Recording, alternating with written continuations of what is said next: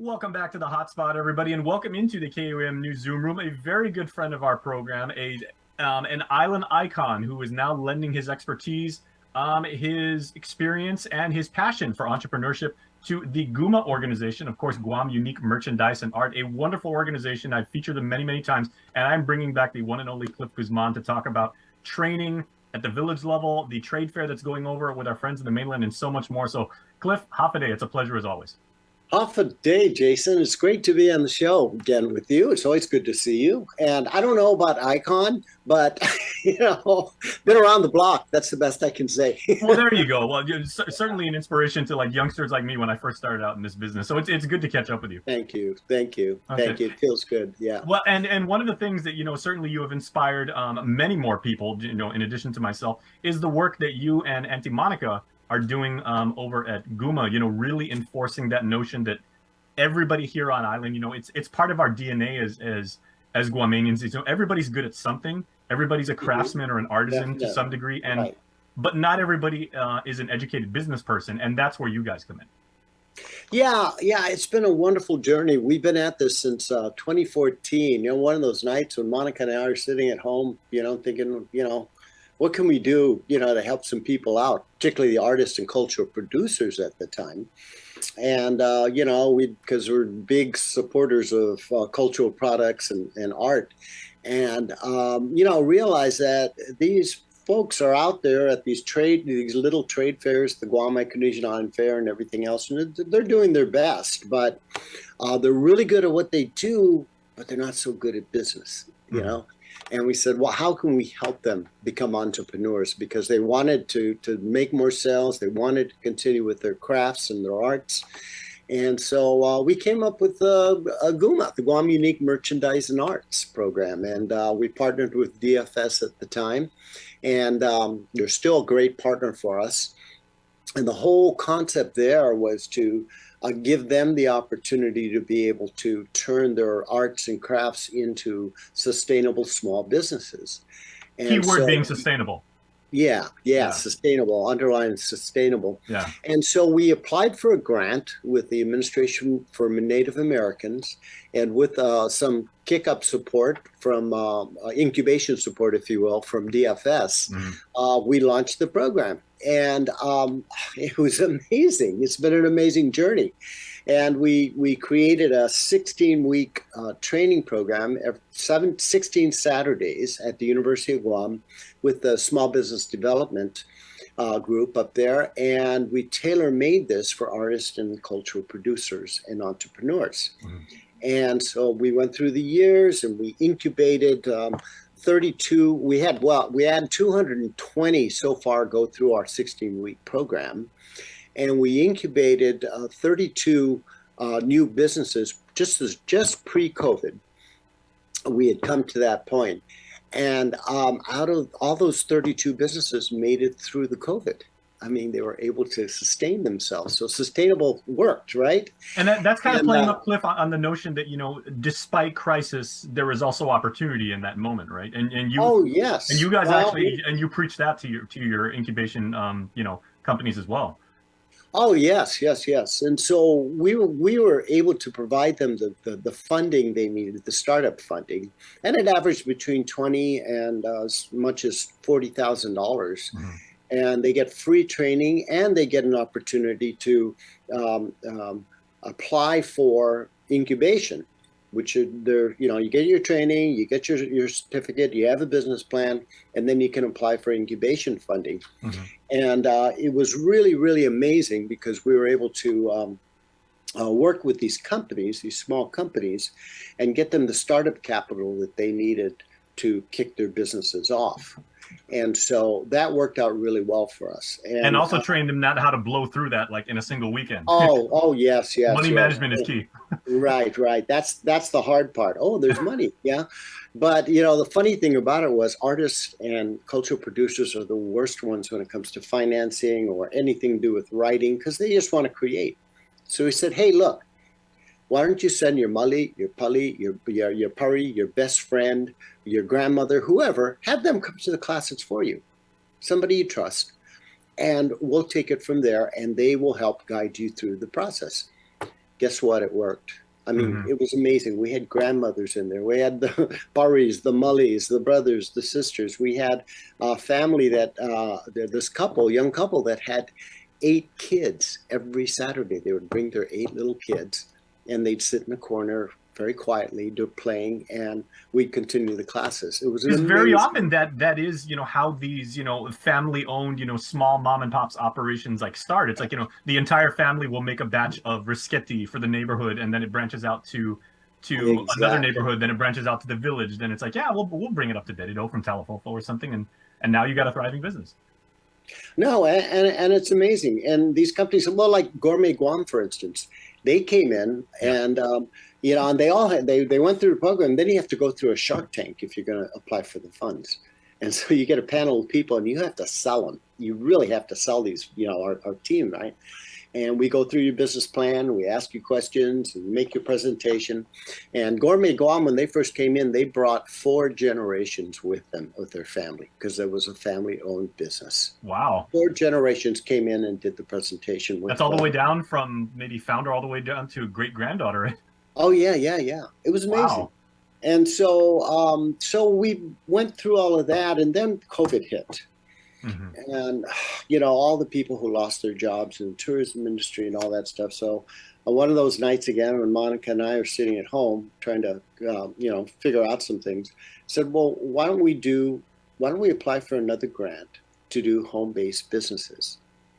But let's change our focal point. Instead of artists and cultural producers, let's do it for entrepreneurs in general. And so we applied for it. We got the grant again, and from A&A, from the Administration for Native Americans, and and then we were able to launch Ibisino Mami, which means our neighbors. The idea was to create village commerce, and we partnered with the Mayor's Council, and to like we used when we were growing up, Jason. It was like, hey, you need somebody to mow your lawn, you call your neighbor down the street, and you come and you either trade food with them or you give them money or I whatever, was right? that kid, Cliff. People people Yeah, would same call thing people would call here. my Me dad too. and then set me up and Boom, make baby. blank booking. That's exactly. And so Ibisino Mami came about, and we said, why not? That would be a great thing. And so we did that, and lo and behold, the thing took off. The legislature got on board with it. They gave us an appropriation to support the program. GITA, we applied for a grant with GITA as well, and we got more funding to support the program so that we could provide entrepreneurial startup money, grants, Hmm. micro grants, if you will, to these companies. To date, we have actually total registrants is 263 people in this program, Wow. home-based businesses, and they have to go through 2 days of training. And out of that, half of them have completed training. And so far, we've got 16 micro grant applications just in the first quarter. And so, people are jazzed about this. They have so much fun at these training sessions. And something I'd love to invite your team to sometime, and Absolutely. see the excitement. I'm See sure see. I'm sure, Cliff, it's not just the lessons and like the proven techniques and the fundamentals of operating a business and stuff like that, but the networking opportunities and the Oh, ability to interact with other people who feel as you do, or people even that may be diametrically opposed to what you're working on, but you can dialogue with them and come up with new ideas, right? Oh, it's amazing. In these classes, what happens is, they start talking about their passion. It's all about their passion, because Hmm. you can't start a business if you don't have passion for it. Sure. But then they'll start, as they go through the classes, they start saying, yeah, I need to work on my logo or my brand, and they'll figure out the stuff. And then there'd be somebody in there who does graphic design, right, and wants to start a home-based business with that. Another one that is a handyman or a carpenter. He wants to start his home-based business. And so this person who's trying to launch this new business needs some help because they got to do a little modification to a room so they can do the business properly, or they need somebody to do their business cards. Boom, there's the network. It's already I was started. I See was your just money. about to ask you, Cliff, if I may. So, and there are more because I know before, GUMA by definition, worked with artisans and like we said, craftsmen. Right. But now you're actually starting to work maybe more towards not just products, but also service oriented. Oh, yes. That's fantastic. Caregivers, masseuses, people like that, herbalists, Hmm. or sorojanos as we know them, Hmm. even Tessas, you know, you'd be surprised, and that's a valid business. It can be a valid business. And Of so, course. yeah, and then of course the Maria who makes gujaria or empanada on the weekends, to sell to parties or whatever for a little extra money. And so, home-based businesses are amazing. I mean, when you think about it, 51% of all small businesses in the United States are home-based, Hmm. and they bring in $471 billion in revenues. And so the average startup cost for a home-based business is 5,000. Yeah, it's all achievable. We can do this. We can do this. And it's been an amazing blessing for us. It Well, really and has. now, Cliff, as I understand it, you're also doing, this wonderful training, and you're actually branching that out to the village level. Because I read a story about that the other day. Can you please tell me all about that? Because I am totally on board. Right. We in agreement with the mayor's council, we had asked them if we could come out to each one of their villages and present the program, and if they could help us bring their village folks in, because they know who does that stuff in their village. Hmm. You can call up your mayor and say, "Hey, who makes the best empanadas in your village?" And he'll tell you, or she'll tell you. Yep. And so they got all excited about it. We did a strategic plan together, and so we started going out to all the villages, and it just kept snowballing, snowballing, snowballing. And so we average about 23 participants per session that we have. And so far we've done 10 villages, Hmm. and we're going to go whip through the last 6, and then we're going to do regional trainings to try to catch up those who wanted to come in at the last minute or so. Sure. And so again, there are 2 days of trainings. You have 2 Saturdays, 3.5 hours a Saturday. And first one is all about your passion and feeding their passion, finding out, getting them to commit themselves about what their product is or service and what they want to do. Hmm. And then the second Saturday is all about the 5 steps to creating your own business. And then we have supplemental training on helping them fill out GRT forms or helping them apply for a business license. And we even take them to Rev and Tax and handhold their up there. And it's that holistic approach, Cliff, that I've always appreciated about you. And I know you're like you're a very thorough guy, but you're also very, very honest. So may I ask, how much of the training today, because we're in a completely different position than we were as an economy a year ago. Do you actually factor in the fact that we are going to be in a recession for the foreseeable future, if we're not in one right now, and how that affects, new companies as far as, raw materials and cost of doing business and some of the considerations that they have to make? Well, we do, and in the business plan write up, because for the home based business, of course, most of these are grassroots people, who Hmm. just want to take whatever skill they have and make something with it. They're Because not economists, or they're not, not yeah. economists, none of that stuff. So we also build into their business plans as we review them. If they say, well, I'm going to have, 5% growth, but I'm going to also have 7%, we train them on how to think about the cost of goods and adding those kinds of things in. So that the most important thing is always making sure that they understand the value of what they're doing, their value as an empanada maker, their value as, somebody who mows lawns and does the greatest job in the world, or as Mhm. an artist, you know, and because most people forget to put that in, right? And I remember one artist, I won't mention his name, he might get mad at me, but we loved his work. Mon and I were at one of the Guam Micronesian Island fairs one time, and I picked up this piece, loved it, said, "How much do you want for this?"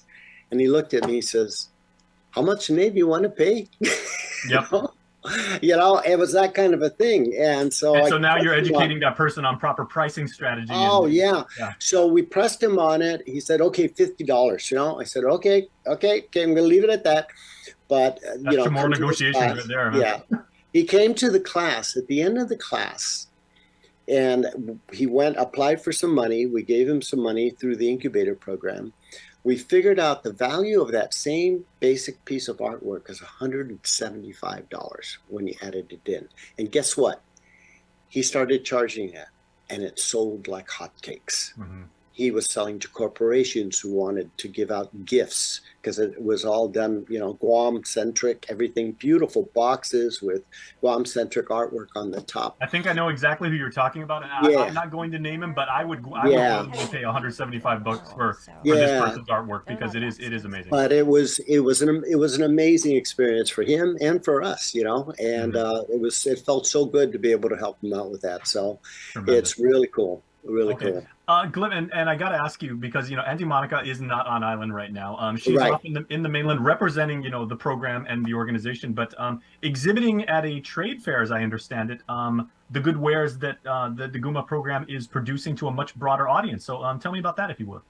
Yeah, we were invited by Gita to participate in the ASC conference, and it's, I don't know, American Sales, something like that. But anyway, where all the wholesalers and distributors come in and they look at products.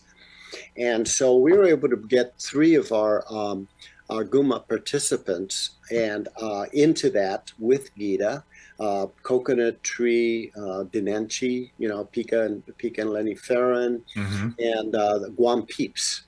And so it's so beautiful. They're out there right now. I got a picture back, and they're all 3 of them are out there, and it's got Guam's logo and everything else right in the center of all this stuff. And it's just an amazing thing. So, that's the kind of stuff that we're pushing now. And we also run our own shows on the internet on how to market your products online. So we have all of the people who are really successful at it doing the training and how they were able to do it. And so it's been really good. So very, very excited. Yeah. And so, of course, you're not only broadening your reach as an organization and as a service provider, but you're broadening the reach of those who go through your program. And certainly, 16 weeks, 16 successive Saturdays and everything like that, but a lifetime of knowledge and of opportunity, as you said. Of opportunity more than anything else. So it's really great. And once you're part of the GUMA family, you're in it forever. So you're stuck, So it's an afamaulig in the truest sense of the word. It's an afamaulig from the word go.